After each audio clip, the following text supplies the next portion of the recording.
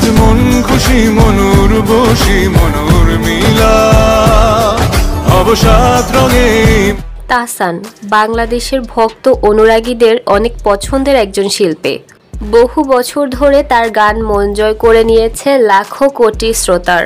কিন্তু আপনি জানলে অবাক হবেন, সেই তাহসানই ক্রমেই গান থেকে দূরে সরে যাচ্ছেন। তার গলার অবস্থা আগের মতো ততটাও ভালো নেই।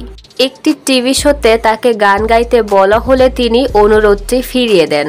কারণ হিসেবে তিনি জানান, বর্তমানে বেশ কিছুদিন ধরেই তিনি এই সমস্যাটিতে ভুগছেন। 2018 সালের পর থেকেই তার গান গাইতে প্রচণ্ড কষ্ট হয়।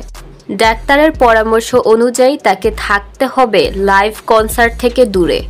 তাহসান জানিয়েছেন, যদি আমাকে দেখেন আমি যে কোনো লাইভ কিংবা কনসার্ট থেকে দূরে আছি, তাহলে বুঝে নিন আমার সমস্যাটা আগের থেকেও বেড়েছে। আস্তে আস্তে যদি কনসার্ট কমে যায় এবং লাইভে গান গাওয়া কমে যায়, বুঝে নেবেন যে হয়তো এই সমস্যাটা একটু প্রকট হচ্ছে। নজর বলতেও যে একটা ব্যাপার আছে, সেটা তাহসান একজন কণ্ঠশিল্পী হলেও বিশ্বাস করেন। তিনি মনে করছেন, তিনি মানুষের এত প্রশংসা শুনেছেন, হয়তো বা প্রশংসা শুনতে শুনতেই একটা সময় তার নজর লেগেছে। নজর জিনিসটা তো আসলেই সত্যি, এইটা তো ইসলামে এক্সিস্ট করে। সো তার ক্ষেত্রে যে নজর লেগেছে, ব্যাপারটা হতেই পারে।